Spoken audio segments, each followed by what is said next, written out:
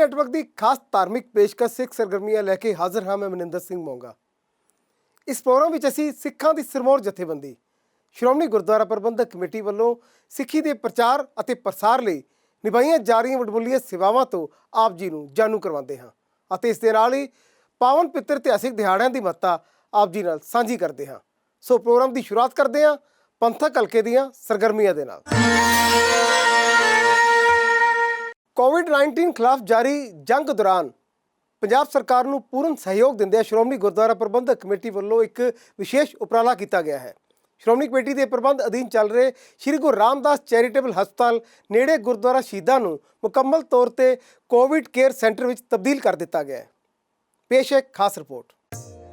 Shri Guru Ramdas charitable हस्पताल नज़दीक गुरुद्वारा शहीदां साहिब श्री अमृतसर विखे केवल कोरोना नाल पीड़ित मरीजों का ही इलाज किया जाएगा। इस संबंधी doctor AP Singh dean Shri Guru Ramdas university of health sciences Shri Amritsar ने जानकारी दिंदियां दस्सिया कि इस हस्पताल विच 120 बिस्तरियां दी आइसोलेशन वार्ड, 20 बिस्तरियां दी स्पैशल आइसोलेशन वार्ड अते 10 बिस्तरियां दा ICU वेंटिलेटर समेत कोरोना पीड़ितां लई उपलब्ध है। डॉक्टर AP सिंह ने जानकारी दिंदियां दस्सिया कि श्री गुरु रामदास चैरिटेबल हस्पताल वाला विखे बीते दिनी 13 कोरोना पॉजिटिव मरीज दाखिल होए सन। इन्हां मरीजां दी सहूलत लई श्री गुरु रामदास हस्पताल नेरे गुरुद्वारा शहीदां श्री अमृतसर साहब नूं केवल कोरोना दे मरीजां दा इलाज करन लई कन्वर्ट कर दिता गया। उपरोक्त 13 मरीज भी श्री गुरु रामदास हस्पताल नेड़े गुरुद्वारा शहीदां श्री अमृतसर विखे शिफ्ट कर दिते गए ने अते शहीदां हस्पताल विखे दूजियां बीमारियां दे इलाज लई दाखिल मरीज वाला हस्पताल विखे शिफ्ट कर दिते गए ने। इन्हां मरीजां नूं हस्पताल विखे हर तरह ਦੀ ਸਹੂਲਤ ਦਿੱਤੀ ਗਈ ਹੈ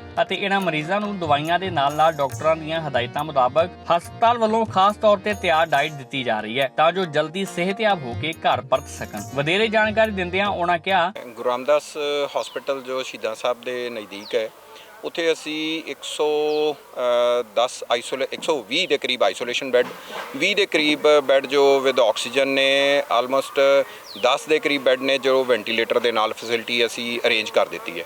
ਇੱਥੇ 150 ਟੋਟਲ ਬੈੱਡ ਅਵੇਲੇਬਲ ਹੈ। ਇਹ 150 ਦਾ 150 ਬੈੱਡ ਅਸੀਂ ਕੋਵਿਡ ਵਾਸਤੇ ਹੀ ਯੂਜ਼ ਕਰਾਂਗੇ। ਮੈਡੀਕਲ ਕਾਲਜ ਵੱਲਾ ਅਸੀਂ ਉੱਧਰ ਕੋਵਿਡ ਐਡਮਿਟ ਕਰਨਾ ਬੰਦ ਕਰ ਦਿੱਤਾ।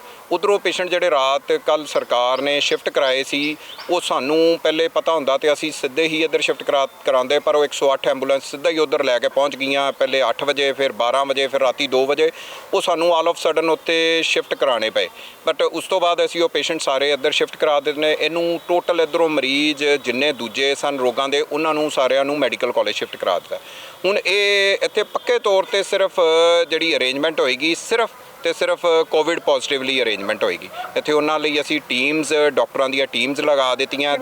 ਕਿੰਨੀ ਟੀਮਸ ਇੱਥੇ ਰਹਿਣਗੀਆਂ ਤੇ ਉਹਨਾਂ ਦੀ ਕਿਉਂਕਿ ਸਟਾਫ ਨੂੰ ਵੀ ਸੁਰੱਖਿਅਤ ਰੱਖਣਾ ਸਾਡੀ ਜ਼ਿੰਮੇਵਾਰੀ ਹੈ, ਤੇ ਕਿਸ ਤਰ੍ਹਾਂ ਦੇ ਨਾਲ ਉਹਦਾ ਜਿਹੜਾ ਰੋਸਟਰ ਤਿਆਰ ਕੀਤਾ ਗਿਆ? ਅਸੀਂ ਇਹਨਾਂ 13 ਮੈਂਬਰ ਟੀਮ ਤਿਆਰ ਕਰ ਦਿੱਤੀ ਗਈ ਹੈ, ਡਾਕਟਰ ਤੇ ਸਟਾਫ ਨਰਸਿਸ ਦੀ, ਜਿਹੜੀ ਕਿ ਰਾਊਂਡ ਦੀ ਕਲੌਕ ਇੱਥੇ ਕੰਮ ਕਰੇਗੀ। ਉਹਨਾਂ ਦੇ ਰਹਿਣ ਵਾਸਤੇ ਜਦੋਂ ਇੱਥੇ ਡਿਊਟੀ ਕਰਨ ਤੋਂ ਬਾਅਦ ਉਹਨਾਂ ਦੀ ਡੋਫਿੰਗ ਤੋਂ ਬਾਅਦ ਅਸੀਂ ਉਹ ਸ਼ਿਫਟ ਹੋ ਜਾਣਗੇ ਬਾਬਾ ਦੀਪ ਸਿੰਘ ਦੇ ਸਾਹਮਣੇ ਸਰਾਂ ਦੇ ਵਿੱਚ। ਅਸੀਂ ਉਹ ਉੱਥੇ ਅਰੇਂਜਮੈਂਟ ਹੈਗਾ, ਸਿੰਗਲ ਰੂਮ ਅਰੇਂਜਮੈਂਟ ਹੈਗਾ। ਹਰ ਡਾਕਟਰ, ਹਰ ਸਟਾਫ ਆਪੋ ਆਪਣੇ ਕਮਰੇ ਦੇ ਵਿੱਚ ਉੱਥੇ ਸਟੇ ਕਰੇਗਾ। ਉਸ ਤੋਂ ਬਾਅਦ ਹਫ਼ਤੇ ਬਾਅਦ ਉਹ ਟੀਮ ਕੁਆਰੰਟੀਨ ਲਈ 1 ਹਫ਼ਤੇ ਲਈ ਚਲੇ ਜਾਏਗੀ।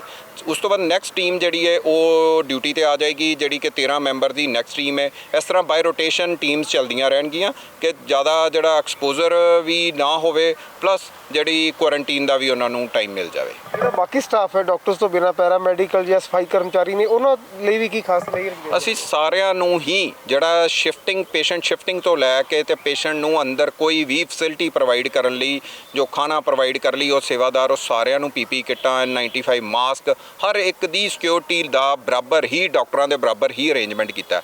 ਕਿਸੇ ਨੂੰ ਅਸੀਂ ਉਹ ਕੋਈ ਨਹੀਂ ਕੀਤਾ ਕੋਈ ਵੀ ਕਿਸੇ ਨੂੰ ਸੇਵਾਦਾਰ ਨੂੰ ਜਾਂ ਦੂਸਰੇ ਨੂੰ ਕੋਈ ਘੱਟ ਅਰੇਂਜਮੈਂਟ ਹੈ, ਸਾਰਿਆਂ ਲਈ ਬਰਾਬਰ ਦੀ ਅਰੇਂਜਮੈਂਟ ਅਸੀਂ ਇੱਥੇ ਕਰ ਦਿੱਤੀ ਹੈ।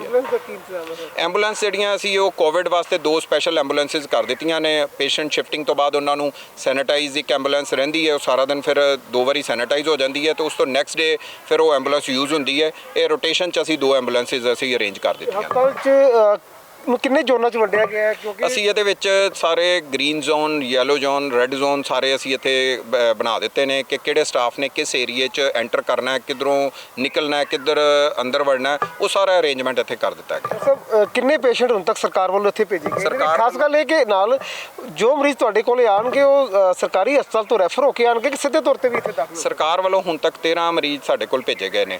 ਹੁਣ ਇਹ ਸਰਕਾਰ ਨੂੰ ਹੀ ਇਨਫੋਰਮੇਸ਼ਨ ਹੋਏਗੀ ਕਿ ਹਜੂਰ ਇਹ ਸਾਡੇ ਕੋਲ ਜਿਹੜੇ ਮਰੀਜ਼ ਆਏ ਨੇ ਸਾਰੇ ਹਜੂਰ ਸਾਹਿਬ ਦੇ ਸੰਗਤ ਦੇ ਮਰੀਜ਼ ਨੇ।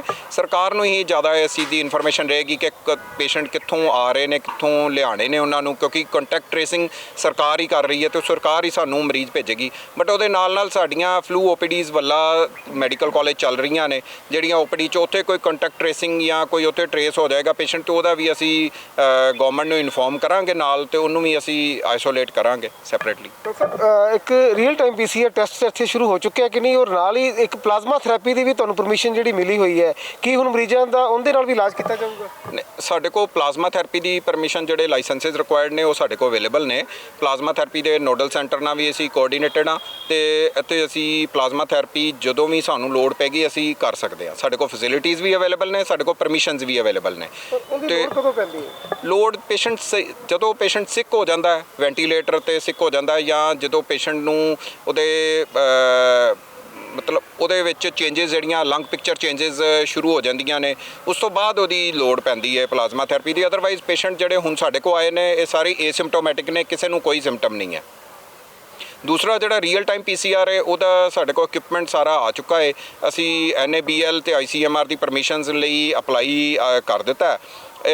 ਇੱਕ ਹਫ਼ਤੇ ਤੱਕ ਉਮੀਦ ਹੈ ਕਿ ਉਹਨਾਂ ਦੀਆਂ ਪਰਮਿਸ਼ਨਸ ਆ ਜਾਣਗੀਆਂ ਤੇ ਅਸੀਂ ਇੱਕ ਹਫ਼ਤੇ ਬਾਅਦ RT-PCR ਵੀ ਸਾਡੇ ਸਟਾਰਟ ਹੋ ਜਾਏਗਾ।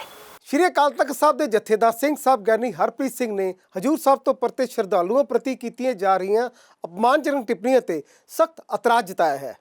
ਉਹਨਾਂ ਸ਼੍ਰੋਮਣੀ ਗੁਰਦੁਆਰਾ ਪ੍ਰਬੰਧਕ ਕਮੇਟੀ ਨੂੰ ਨਿਰਦੇਸ਼ ਦਿੱਤਾ ਹੈ ਕਿ ਜਿੱਥੇ ਕਿਤੇ ਵੀ ਹਜੂਰ ਸਾਹਿਬ ਤੋਂ ਪਰਤੇ ਸ਼ਰਧਾਲੂਆਂ ਨੂੰ ਇਕਾਂਤਵਾਸ ਕੇਂਦਰਾਂ ਵਿੱਚ ਰੱਖਿਆ ਗਿਆ ਜਾਂ ਫਿਰ ਵੱਖ-ਵੱਖ ਹਸਪਤਾਲਾਂ ਵਿੱਚ ਇਲਾਜ ਲਈ ਭਰਤੀ ਕੀਤਾ ਗਿਆ, ਉੱਥੇ ਸ਼੍ਰੋਮਣੀ ਗੁਰਦੁਆਰਾ ਪ੍ਰਬੰਧਕ ਕਮੇਟੀ ਉਹਨਾਂ ਨੂੰ ਲੋੜੀਂਦੀਆਂ ਜ਼ਰੂਰੀ ਵਸਤਾਂ ਮੁਹੱਈਆ ਕਰਵਾਵੇ ਅਤੇ ਉਹਨਾਂ ਨੂੰ ਪੂਰਾ ਸਨਮਾਨ ਦਿੱਤਾ ਜਾਵੇ। ਪੰਜਾਬ ਵਿੱਚ ਹਜੂਰ ਸਾਹਿਬ ਤੋਂ ਆਏ ਹੋਏ ਸ਼ਰਧਾਲੂਆਂ ਦੇ ਉੱਪਰ ਵੀ ਮੀਡੀਆ ਵੱਲੋਂ ਕੀਤੀਆਂ ਜਾ ਰਹੀਆਂ ਅਭੱਦਰ ਟਿੱਪਣੀਆਂ ਤੇ ਨਾਰਾਜ਼ ਹੁੰਦੇ ਹੋਏ ਜਥੇਦਾਰ ਸਾਹਿਬ ਨੇ ਕਿਹਾ ਕਿ ਉਹਨਾਂ ਨੇ ਕੋਈ ਗੁਨਾਹ ਨਹੀਂ ਕੀਤਾ, ਬਲਕਿ ਪੰਜਾਬ ਸਰਕਾਰ ਵੱਲੋਂ ਹਜੂਰ ਸਾਹਿਬ ਤੋਂ ਲਿਆਂਦੇ ਗਏ ਸ਼ਰਧਾਲੂਆਂ ਨੂੰ ਦੂਸਰੇ ਡੇਰਿਆਂ ਦੇ ਵਿੱਚ ਕੁਆਰੰਟਾਈਨ ਕਰਕੇ ਸਹੀ ਨਹੀਂ ਕੀਤਾ ਜਾ ਰਿਹਾ। ਹਜੂਰ ਸਾਹਿਬ ਤੋਂ ਭਰਤੀਆਂ ਸੰਗਤਾਂ ਵਿੱਚੋਂ ਕਰੋਨਾ ਪੀੜਤ ਮਰੀਜ਼ਾਂ ਦੀ ਪੁਸ਼ਟੀ ਹੋਣ ਤੋਂ ਬਾਅਦ ਉਹਨਾਂ ਨੂੰ ਲਗਾਤਾਰ ਜੋ ਹੈ ਅਪਮਾਨਜਨਕ ਟਿੱਪਣੀਆਂ ਕਰਕੇ ਸ਼ਰਮਿੰਦਗੀ ਦਾ ਅਹਿਸਾਸ ਕਰਾਇਆ ਜਾ ਰਿਹਾ। ਇਸ ਸੰਬੰਧ ਵਿੱਚ ਅਸੀਂ ਗੱਲ ਕਰਨ ਜਾ ਰਹੇ ਹਾਂ ਸ਼੍ਰੀ ਅਕਾਲ ਤਖਤ ਸਾਹਿਬ ਦੇ ਜਥੇਦਾਰ ਸਿੰਘ ਸਾਹਿਬ ਗਿਆਨੀ ਹਰਪ੍ਰੀਤ ਸਿੰਘ ਨਾਲ। ਸਿੰਘ ਸਾਹਿਬ, ਇਹ ਬਹੁਤ ਦੁਖਦਾਈ ਹੈ ਕਿ ਸੰਗਤਾਂ ਦਾ ਕੋਈ ਕਸੂਰ ਨਹੀਂ ਹੈ। ਸੰਗਤਾਂ ਹਜੂਰ ਸਾਹਿਬ ਦਰਸ਼ਨ ਕਰਨ ਗਈਆਂ ਸੀ, ਪਰ ਉੱਥੇ ਕਿਸੇ ਨਾ ਕਿਸੇ ਤਰੀਕੇ ਜੇ ਇਨਫੈਕਸ਼ਨ ਉਹਨਾਂ ਨੂੰ ਹੋਈ ਹੈ ਤਾਂ ਇਹੋ ਜਿਹੀ ਟਿੱਪਣੀਆਂ ਸਾਹਮਣੇ ਆ ਰਹੀ ਜਿਹੜੀਆਂ ਬਹੁਤ ਜ਼ਿਆਦਾ ਸਿੱਖ ਭਾਵਨਾ ਨੂੰ ਠੇਸ ਪਹੁੰਚਾਉਣ ਵਾਲੀਆਂ। ਦੇਖੋ, ਪਹਿਲਾਂ ਹੋਲੇ ਮਹੱਲੇ ਦੇ ਮੌਕੇ ਦੇ ਉੱਤੇ ਇਕੱਠੀਆਂ ਹੋਈਆਂ ਸੰਗਤਾਂ ਨੂੰ ਨਿਸ਼ਾਨਾ ਬਣਾਉਣ ਦਾ ਯਤਨ ਕੀਤਾ ਜਦੋਂ ਭਾਈ ਬਲਦੇਵ ਸਿੰਘ ਪੋਸਟੋ ਆਇਆ ਸੀ। ਉਸ ਤੋਂ ਬਾਅਦ ਇੱਕ ਲਹਿਰ ਚਲਾਈ ਪ੍ਰਵਾਸੀ ਸਾਡੇ ਸਿੱਖ ਭਾਈਚਾਰੇ ਦੇ ਖਿਲਾਫ ਕਿ ਇਹ ਕਰੋਨਾ ਦਾ ਵੱਡਾ ਕਾਰਨ ਬਣੇ ਆ। ਵਾਹਿਗੁਰੂ ਨੇ ਉੱਥੇ ਵੀ ਸਿੱਖ ਜਗਤ ਦੀ ਪੱਤ ਰੱਖੀ ਤੇ ਫਿਰ ਹੁਣ ਜਿਹੜਾ ਹੈਗਾ ਹਜੂਰ ਸਾਹਿਬ ਤੋਂ ਆਈ ਸੰਗਤ ਨੂੰ ਜਿਹੜਾ ਨਿਸ਼ਾਨਾ ਬਣਾਉਣ ਦਾ ਯਤਨ ਹੋ ਰਿਹਾ। ਬਿਮਾਰੀ ਜਿਹੜੀ ਹੈ ਉਹ ਕੋਈ ਧਰਮ, ਜਾਤ, ਲਿੰਗ, ਭੇਦ ਆਦਿਕ ਦੇਖ ਕੇ ਨਹੀਂ ਲੱਗਦੀ ਹੈ, ਇਹ ਕਿਸੇ ਨੂੰ ਵੀ ਲੱਗ ਸਕਦੀ ਹੈ। ਤੇ ਹਜੂਰ ਸਾਹਿਬ ਤੋਂ ਆਈ ਸਿੱਖ ਸੰਗਤ ਨੂੰ ਜਿਹੜਾ ਹੈ ਇਹ ਕਹਿ ਕੇ ਨਿਸ਼ਾਨਾ ਬਣਾਉਣਾ ਕਿ ਇਹ ਸੰਗਤ ਜਿਹੜੀ ਹੈ ਇਹ ਬੰਬ ਬਣੀ ਹੈ, ਫਲਾਨਾ ਹੈ, ਜਾਂ ਕਈ ਤਰ੍ਹਾਂ ਦੀ ਹੋਰ ਅਪਦਰਵ ਟਿੱਪਣੀਆਂ, ਇਹ ਬਿਲਕੁਲ ਜਿਹੜਾ ਕੋਈ ਵੀ ਸੱਭਿਅਕ ਮਨੁੱਖ ਜਿਹੜਾ ਹੈ ਇਹਨਾਂ ਨੂੰ ਬਰਦਾਸ਼ਤ ਨਹੀਂ ਕਰੇਗਾ। ਬਹੁਤ ਮੰਦਭਾਗੀ ਗੱਲ ਹੈ ਜਿਹੜੀਆਂ ਇਸ ਤਰ੍ਹਾਂ ਦੀਆਂ ਟਿੱਪਣੀਆਂ ਜਿਹੜੀਆਂ ਸਿੱਖ ਸੰਗਤ ਦੇ ਬਾਰੇ ਹੋ ਰਹੀਆਂ ਨੇ। ਸਿੰਘ ਸਾਹਿਬ, ਇਹੋ ਜਿਹੀ ਬਿਮਾਰੀਆਂ ਲੜਨ ਵਾਸਤੇ ਸਰੀਰ 'ਚ ਤਾਕਤ ਦੇ ਨਾਲ, ਇਮਿਊਨਿਟੀ ਦੇ ਨਾਲ ਇੱਕ ਮਨੋਬਲ ਜਿਹੜਾ ਹੋਣਾ ਬਹੁਤ ਜ਼ਰੂਰੀ ਹੈ, ਪਰ ਇਹੋ ਜਿਹੀ ਟਿੱਪਣੀਆਂ ਸੰਗਤਾਂ ਦਾ ਮਨੋਬਲ ਜਿਹੜਾ ਉਹ ਨੀਵਾਂ ਕਰ ਰਹੀਆਂ, ਡਿਗਾ ਰਹੀਆਂ। ਬਿਲਕੁਲ, ਜਿਹੜੀ ਹੌਸਲਾ ਜਿਹੜਾ ਹੈਗਾ ਇਹ ਇਮਿਊਨਿਟੀ ਨੂੰ ਵਧਾਉਂਦਾ ਹੈਗਾ ਤੇ ਅਸੀਂ ਉਹਨਾਂ ਨਾਲ ਜੇ ਸਨਮਾਨਜਨਕ ਵਤੀਰਾ ਨਹੀਂ ਅਸੀਂ ਅਖਤਿਆਰ ਕਰਦੇ ਜਿਹੜੇ ਪੋਜ਼ਿਟਿਵ ਆਏ ਨੇ ਤੇ ਉਹਨਾਂ ਨੂੰ ਹੌਸਲਾ ਕਿੱਥੋਂ ਹੋਏਗਾ, ਉਹਨਾਂ ਦੀ ਇਮਿਊਨਿਟੀ ਜਿਹੜੀ ਆ ਉਹ ਤੇਜ਼ ਕਿਵੇਂ ਹੋਏਗੀ, ਉਹ ਬਿਮਾਰੀ ਨਾਲ ਕਿਵੇਂ ਲੜ ਪਾਉਣਗੇ। ਇਸ ਕਰਕੇ ਸਰਕਾਰ ਨੂੰ ਚਾਹੀਦਾ ਹੈ ਕਿ ਜਿਹੜੇ ਪੋਜ਼ਿਟਿਵ ਆਏ ਨੇ, ਚਾਹੇ ਉਹ ਹਜੂਰ ਸਾਹਿਬ ਤੋਂ ਆਈ ਸੰਗਤ ਦੇ ਵਿੱਚੋਂ ਨੇ, ਚਾਹੇ ਸਾਡੇ ਲੇਬਰ ਕਲਾਸ ਦੇ ਵਿੱਚੋਂ ਨੇ, ਉਹਨਾਂ ਪ੍ਰਤੀ ਜਿਹੜਾ ਵਤੀਰਾ ਜਿਹੜਾ ਉਹ ਸਨਮਾਨਜਨਕ ਰੱਖਿਆ ਜਾਵੇ ਤੇ ਉਹਨਾਂ ਦੇ ਖਾਣ ਪਾਣ ਦਾ, ਰਹਿਣ ਸਹਿਣ ਦਾ ਪ੍ਰਬੰਧ ਜਿਹੜਾ ਵਧੀਆ ਕਿਸਮ ਦਾ ਹੋਵੇ ਉੱਤੇ ਤਾਂ ਹੀ ਜਿਹੜਾ ਉਹ ਸਰੀਰਕ ਤੌਰ ਦੇ ਉੱਤੇ ਮਾਨਸਿਕ ਤੌਰ ਦੇ ਉੱਤੇ ਬਲਵਾਨ ਹੋਣਗੇ ਤੇ ਫਿਰ ਹੀ ਜਿਹੜਾ ਇਸ ਬਿਮਾਰੀ ਦਾ ਉਹ ਟਾਕਰਾ ਕਰ ਪਾਉਣਗੇ। ਹਸਪਤਾਲਾਂ 'ਚੋਂ ਲਗਾਤਾਰ ਉਹਨਾਂ ਦੀ ਵੀਡੀਓਜ਼ ਆ ਰਹੀਆਂ, ਜਿਹੜੀ ਸੰਗਤਾਂ ਆਈਆਂ ਹਜ਼ੂਰ ਸਾਹਿਬ ਤੋਂ, ਸਾਨੂੰ ਫੋਨ ਵੀ ਬਹੁਤ ਜ਼ਿਆਦਾ ਆ ਰਿਹਾ ਕਿ ਉੱਥੇ ਹਾਲਤ ਬਹੁਤ ਮਾੜੀ ਹੈ, ਖਾਣ ਪੀਣ ਦਾ ਉਹਨਾਂ ਨੂੰ ਚੰਗਾ ਖਾਣਾ ਨਹੀਂ ਮਿਲ ਰਿਹਾ, ਨਾ ਉਹਨਾਂ ਨੂੰ ਜ਼ਰੂਰੀ ਵਸਤਾਂ ਜਿਹੜੀਆਂ, ਚਾਹੇ ਨਹਾਉਣ ਦੀ ਗੱਲ ਕਰੀਏ ਜਾਂ ਸਾਬਣ ਪੇਸਟ ਦੀ ਗੱਲ ਕਰੀਏ, ਉਹਨਾਂ ਨੂੰ ਕੁਝ ਨਹੀਂ ਮਿਲ ਰਿਹਾ। ਇੱਥੋਂ ਤੱਕ ਕਿ ਬੀਤੇ ਕੱਲ੍ਹ ਵੀ ਇੱਕ ਫੋਨ ਆਉਣ ਤੋਂ ਬਾਅਦ ਸ਼੍ਰੋਮਣੀ ਕਮੇਟੀ ਵੱਲੋਂ 50 ਮਰੀਜ਼ਾਂ ਦੇ ਲਈ ਜਿਹੜਾ ਸਮਾਨ ਭੇਜਿਆ ਗਿਆ। ਸ਼੍ਰੋਮਣੀ ਗੁਰਦੁਆਰਾ ਪ੍ਰਬੰਧਕ ਕਮੇਟੀ ਨੇ ਚੰਗੀ ਗੱਲ ਹੈ ਕਿ ਮਰੀਜ਼ਾਂ ਵਾਸਤੇ ਕੁਝ ਸਮਾਨ ਭੇਜਿਆ, ਜ਼ਰੂਰਤ ਲਈ ਜਿਹੜਾ ਚਾਹੀਦਾ ਹੁੰਦਾ ਤੇ ਸ਼੍ਰੋਮਣੀ ਗੁਰਦੁਆਰਾ ਪ੍ਰਬੰਧਕ ਕਮੇਟੀ ਨੂੰ ਕਿਹਾ ਹੈ ਕਿ ਪੰਜਾਬ ਦੇ ਵਿੱਚ ਜਿੱਥੇ ਵੀ ਕਿਤੇ ਪੋਜ਼ਿਟਿਵ ਕੇਸ ਹਨ ਉਹਨਾਂ ਲਈ ਜਿਹੜਾ ਜ਼ਰੂਰਤ ਸਮਾਨ ਜਿਹੜਾ ਉਹ ਜ਼ਰੂਰ ਮੁਹੱਈਆ ਕਰਵਾਇਆ ਜਾਵੇ, ਜਿਵੇਂ ਟੁੱਥਬਰਸ਼ ਹੋ ਗਿਆ, ਸਾਬਣਾ ਹੋ ਗਈਆਂ, ਪੇਸਟ ਹੋ ਗਿਆ, ਜਾਂ ਨਹਾਉਣ ਵਾਸਤੇ ਕੋਈ ਟੱਬ ਬਾਲਟੀ ਹੋ ਗਈ, ਇਹ ਜ਼ਰੂਰ ਉਹਨਾਂ ਨੂੰ ਮਿਲਣਾ ਚਾਹੀਦਾ ਤੇ ਸਰਕਾਰ ਨੂੰ ਵੀ ਜਿਹੜਾ ਉਹਨਾਂ ਦੇ ਖਾਣ ਪਾਣ ਦਾ ਧਿਆਨ ਰੱਖਣਾ ਚਾਹੀਦਾ ਹੈ, ਕਿਉਂਕਿ ਜੇ ਖਾਣ ਪਾਣ ਵਧੀਆ ਨਹੀਂ ਹੋਊਗਾ ਤੇ ਉਹ ਬਿਮਾਰੀ ਨਾਲ ਕਿਵੇਂ ਲੜ ਪਾਉਣਗੇ। ਤੇ ਹੁਣ ਵੇਲੇ ਇੱਕ ਛੋਟੇ ਜਿਹੇ ਬ੍ਰੇਕ ਦਾ। ਬ੍ਰੇਕ ਤੋਂ ਬਾਅਦ ਜਾਰੀ ਰਹੇਗੀ ਸਾਡੀ ਇੱਕ ਖਾਸ ਧਾਰਮਿਕ ਪੇਸ਼ਕਸ਼। ਕਰੋਨਾ ਵਾਇਰਸ ਕਾਰਨ ਪੈਦਾ ਹੋਏ ਸੰਕਟਮਈ ਹਾਲਾਤਾਂ ਦੌਰਾਨ ਵੱਖ-ਵੱਖ ਧਾਰਮਿਕ ਅਤੇ ਸਮਾਜਿਕ ਜਥੇਬੰਦੀਆਂ ਵੱਲੋਂ ਲੋੜਵੰਦਾਂ ਦੀ ਮਦਦ ਲਈ ਅਨੇਕਾਂ ਤਰ੍ਹਾਂ ਦੇ ਉਪਰਾਲੇ ਕੀਤੇ ਜਾ ਰਹੇ ਨੇ। ਅਜਿਹਾ ਇੱਕ ਵਿਸ਼ੇਸ਼ ਉਪਰਾਲਾ ਕੀਤਾ ਜਾ ਰਿਹਾ ਹੈ ਕਾਰ ਸੇਵਾ ਸੰਪਰਦਾ ਸੰਤ ਬਾਬਾ ਕਸ਼ਮੀਰ ਸਿੰਘ ਜੀ ਭੂਰੀ ਵਾਲਿਆਂ ਵੱਲੋਂ, ਜਿਨ੍ਹਾਂ ਵੱਲੋਂ ਜਿੱਥੇ ਰੋਜ਼ਾਨਾ 2000 ਦੇ ਕਰੀਬ ਲੋੜਵੰਦਾਂ ਲਈ ਸ਼ਹਿਰ ਦੇ ਵੱਖ-ਵੱਖ ਹਿੱਸਿਆਂ ਵਿੱਚ ਲੰਗਰ ਭੇਜਿਆ ਜਾ ਰਿਹਾ ਸੀ, ਉੱਥੇ ਉਸ ਦੇ ਨਾਲ-ਨਾਲ ਸ਼੍ਰੀ ਗੁਰੂ ਨਾਨਕ ਦੇਵ ਹਸਪਤਾਲ ਵਿੱਚ ਦਾਖਲ ਕਰੋਨਾ ਪੀੜਤ ਮਰੀਜ਼ਾਂ ਅਤੇ ਇਕਾਂਤਵਾਸ ਕੇਂਦਰਾਂ ਵਿੱਚ ਰੱਖੇ ਗਏ ਹਜੂਰ ਸਾਹਿਬ ਤੋਂ ਪਰਤੇ ਸ਼ਰਧਾਲੂਆਂ ਲਈ ਵੀ ਸਵੇਰੇ, ਦੁਪਹਿਰੇ ਤੇ ਸ਼ਾਮ ਤਿੰਨੋਂ ਟਾਈਮ ਦਾ ਲੰਗਰ ਭੇਜਿਆ ਜਾ ਰਿਹਾ ਹੈ। ਕੋਵਿਡ-19 ਕਾਰਨ ਪੈਦਾ ਹੋਏ ਹਾਲਾਤਾਂ ਨੇ ਆਮ ਜਨ ਜੀਵਨ ਦੀ ਰਫ਼ਤਾਰ ਨੂੰ ਬ੍ਰੇਕਾਂ ਲਗਾ ਦਿੱਤੀਆਂ ਨੇ। ਅਜਿਹੇ ਵਿੱਚ ਲੋੜਵੰਦਾਂ ਦੀ ਬਾਂਹ ਫੜਨ ਲਈ ਅਨੇਕਾਂ ਧਾਰਮਿਕ ਅਤੇ ਸਮਾਜਿਕ ਸੰਸਥਾਵਾਂ ਅੱਗੇ ਆਈਆਂ ਨੇ। ਅਜਿਹਾ ਇੱਕ ਸੇਵਾ ਦਾ ਵਿਸ਼ੇਸ਼ ਉਪਰਾਲਾ ਕੀਤਾ ਜਾ ਰਿਹਾ ਹੈ ਕਾਰ ਸੇਵਾ ਸੰਪਰਦਾ ਸੰਤ ਬਾਬਾ ਕਸ਼ਮੀਰ ਸਿੰਘ ਭੂਰੀ ਵਾਲਿਆਂ ਵੱਲੋਂ। ਦਰਅਸਲ ਕਰਫਿਊ ਲਾਗੂ ਕੀਤੇ ਜਾਣ ਤੋਂ ਸਿਰਫ 2 ਦਿਨ ਬਾਅਦ ਹੀ ਅੰਮ੍ਰਿਤਸਰ ਦੇ ਤਰਨਤਾਰਨ ਰੋਡ ਤੇ ਸਥਿਤ ਡੇਰਾ ਭੂਰੀ ਵਾਲਿਆਂ ਵੱਲੋਂ ਲੋੜਵੰਦਾਂ ਨੂੰ ਸਵੇਰੇ, ਦੁਪਹਿਰ ਅਤੇ ਸ਼ਾਮ ਨੂੰ ਤਿੰਨੋਂ ਟਾਈਮ ਲੰਗਰ ਭੇਜਿਆ ਜਾ ਰਿਹਾ ਹੈ ਅਤੇ ਹੁਣ ਇਹ ਸੇਵਾ ਕਾਰਜਾਂ ਵਿੱਚ ਹੋਰ ਵਾਧਾ ਕਰਦਿਆਂ ਹਜ਼ੂਰ ਸਾਹਿਬ ਤੋਂ ਪਰਤੀਆਂ ਸੰਗਤਾਂ ਲਈ ਇਕਾਂਤਵਾਸ ਕੇਂਦਰਾਂ ਅਤੇ ਗੁਰੂ ਨਾਨਕ ਦੇਵ ਹਸਪਤਾਲ ਵਿੱਚ ਜੇਰੇ ਇਲਾਜ ਕਰੋਨਾ ਪੀੜਤ ਮਰੀਜ਼ਾਂ ਲਈ ਤਿੰਨੋਂ ਡੰਗ ਡਾਕਟਰਾਂ ਦੀ ਹਦਾਇਤ ਅਨੁਸਾਰ ਲੰਗਰ ਤਿਆਰ ਕਰਕੇ ਭੇਜਿਆ ਜਾ ਰਿਹਾ ਹੈ। ਸੰਤ ਬਾਬਾ ਕਸ਼ਮੀਰ ਸਿੰਘ ਭੂਰੀ ਵਾਲਿਆਂ ਅਨੁਸਾਰ ਡੇਰਾ ਭੂਰੀ ਵਾਲੇ ਵਿਖੇ 200 ਦੇ ਕਰੀਬ ਸ਼ਰਧਾਲੂ ਲੰਗਰ ਤਿਆਰ ਕਰਨ ਦੀ ਸੇਵਾ ਨਿਭਾ ਰਹੇ ਨੇ ਅਤੇ ਕਰੋਨਾ ਦੇ ਮੱਦੇਨਜ਼ਰ ਸਿਹਤ ਵਿਭਾਗ ਦੇ ਨਿਰਦੇਸ਼ਾਂ ਦੀ ਬਿਨ ਪਾਲਣਾ ਕੀਤੀ ਜਾ ਰਹੀ ਹੈ। ਇਸ ਔਖੀ ਘੜੀ ਵਿੱਚ ਹਰ ਇਨਸਾਨ ਦਾ ਫਰਜ਼ ਹੈ ਕਿ ਲੋੜਵੰਦਾਂ ਦੀ ਮਦਦ ਲਈ ਆਪਣਾ ਯੋਗਦਾਨ ਪਾਵੇ। ਉਹਨਾਂ ਗੁਰੂ ਚਰਨਾਂ ਵਿੱਚ ਅਰਦਾਸ ਕੀਤੀ ਕਿ ਜਲਦ ਤੋਂ ਜਲਦ ਕਰੋਨਾ ਵਾਇਰਸ ਤੋਂ ਛੁਟਕਾਰਾ ਮਿਲੇ ਅਤੇ ਹਾਲਾਤ ਆਮ ਵਰਗੇ ਹੋਣ। ਸੰਤ ਬਾਬਾ ਕਸ਼ਮੀਰ ਸਿੰਘ ਭੂਰੀ ਵਾਲਿਆਂ ਨਾਲ ਖਾਸ ਗੱਲਬਾਤ ਕੀਤੀ ਸਾਡੇ ਸਹਿਯੋਗੀ ਮਨਿੰਦਰ ਸਿੰਘ ਮੌਂਗਾ ਨੇ। ਸੇਵਾ ਤੇ ਜਿਹੜੀ ਆ ਇਹ ਜਦੋਂ ਦਾ ਲਾਕਡਾਊਨ ਸ਼ੁਰੂ ਹੋਇਆ ਉਦੋਂ ਦੀ ਚਾਲੂ ਸੀ, ਪਰ ਮੁੜ ਕੇ ਉਹਨੂੰ ਫਿਰ ਪ੍ਰਸ਼ਾਸਨ ਦੇ ਕਹਿਣ ਮੁਤਾਬਕ ਉਹਨੂੰ ਸਟਾਪ ਕਰ ਦਿੱਤਾ ਗਿਆ।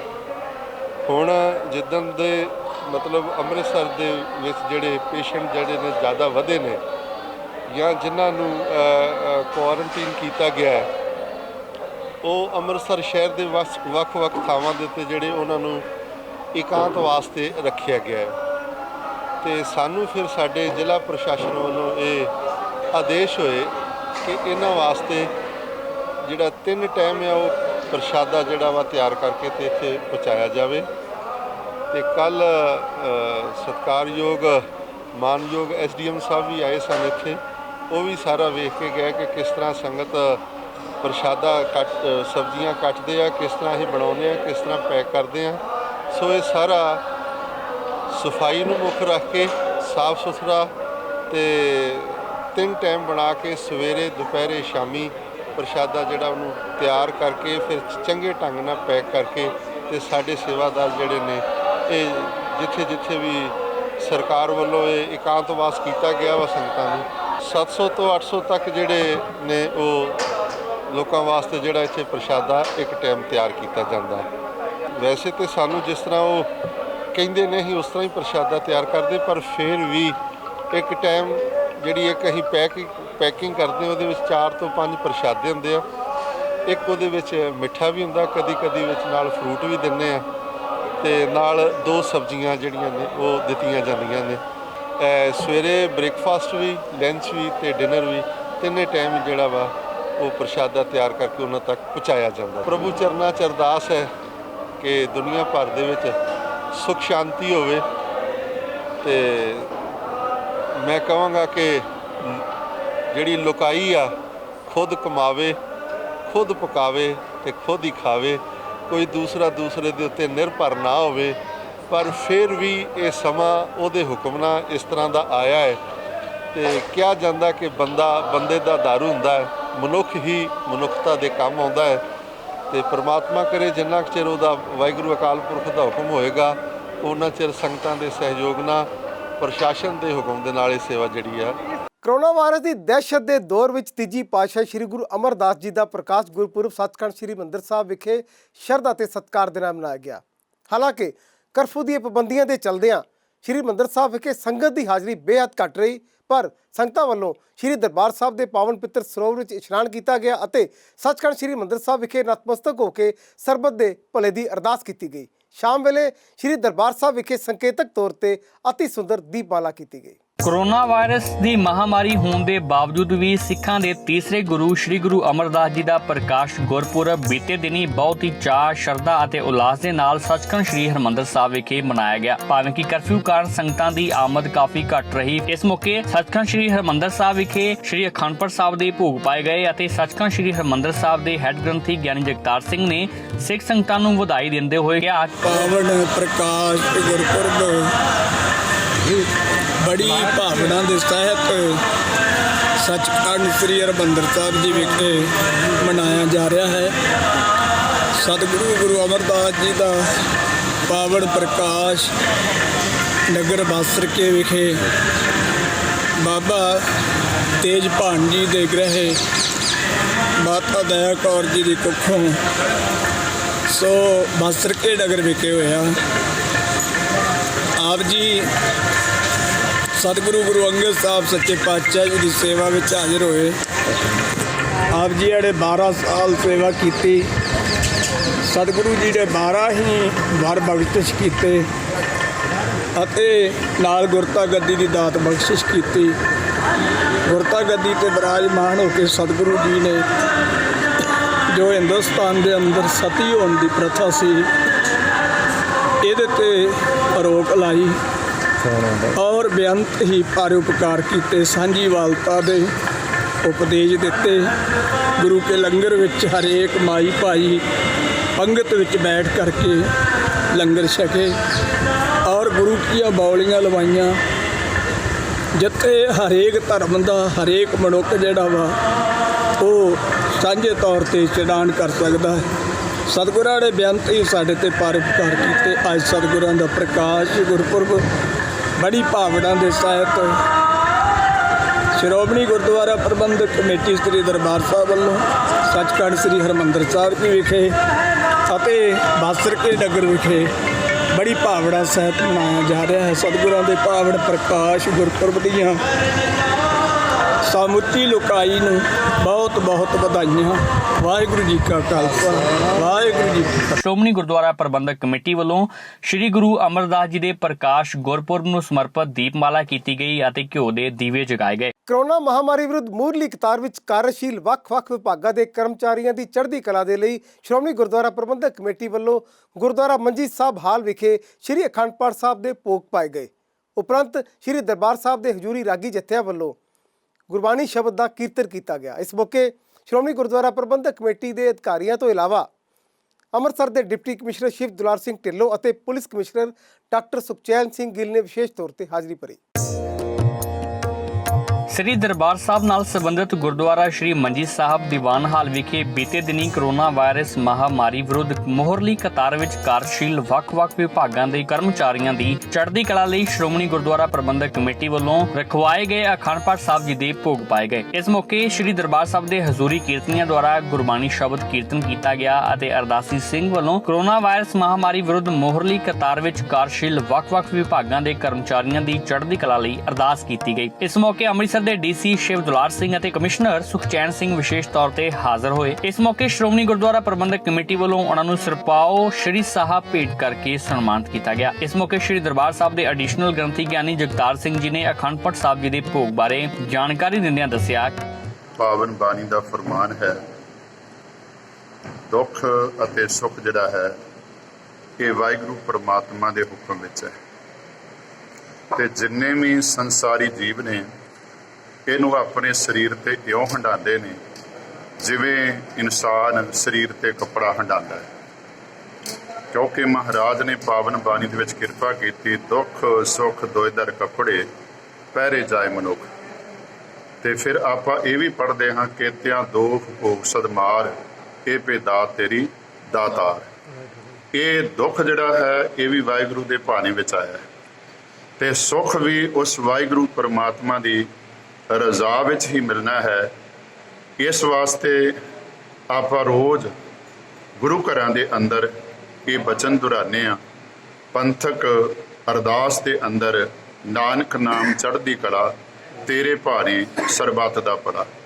ਇਸ ਸਿਧਾਂਤ ਨੂੰ ਸਾਹਮਣੇ ਰੱਖਦਿਆਂ ਹੋਇਆਂ ਸ਼੍ਰੋਮਣੀ ਗੁਰਦੁਆਰਾ ਪ੍ਰਬੰਧਕ ਕਮੇਟੀ ਅਤੇ ਸੱਚਖੰਡ ਸ੍ਰੀ ਹਰਿਮੰਦਰ ਸਾਹਿਬ ਦੇ ਪ੍ਰਬੰਧ ਨੇ ਜਿਹੜੇ ਇਸ ਸੰਕਟ ਦੇ ਟਾਈਮ ਅੱਗੇ ਹੋ ਕੇ ਕੰਮ ਕਰ ਰਹੇ ਨੇ, ਆਪਣੇ ਸਰੀਰਾਂ ਦੀ ਪਰਵਾਹ ਨਾ ਕਰਦਿਆਂ ਹੋਇਆਂ ਵੀ ਉਹਨਾਂ ਦੀ ਸਿਹਤ ਜਾਬੀ ਵਾਸਤੇ ਅਤੇ ਜਿਹੜੇ ਰੋਗੀ ਰੋਗ ਨਾਲ ਗ੍ਰਸੇ ਹੋਏ ਨੇ ਉਹਨਾਂ ਦੀ ਦੇਹ ਰੋਗਤਾ ਵਾਸਤੇ ਪਰਸੋਂ ਸ੍ਰੀ ਅਖੰਡ ਪਾਠ ਸਾਹਿਬ ਜੀ ਗੁਰਦੁਆਰਾ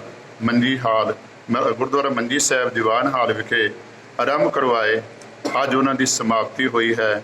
ਇਸ ਦੇ ਨਾਲ ਹੀ ਅੰਮ੍ਰਿਤਸਰ ਦੇ ਕਮਿਸ਼ਨਰ ਸਾਹਿਬ ਅਤੇ ਡੀਸੀ ਸਾਹਿਬ ਵੀ ਇਸ ਸਮਾਗਮ ਦੇ ਵਿੱਚ ਆਏ, ਜਿੱਥੇ ਉਹਨਾਂ ਨੂੰ ਸਤਿਕਾਰ ਵਜੋਂ ਸਰੋਪਾ ਦੇ ਕੇ ਨਿਵਾਜਿਆ ਵੀ ਗਿਆ ਤੇ ਸਮੁੱਚੇ ਜਗਤ ਵਾਸਤੇ ਅਰਦਾਸ ਵੀ ਗੁਰੂ ਚਰਨਾਂ ਦੇ ਅੰਦਰ ਕੀਤੀ ਗਈ ਹੈ।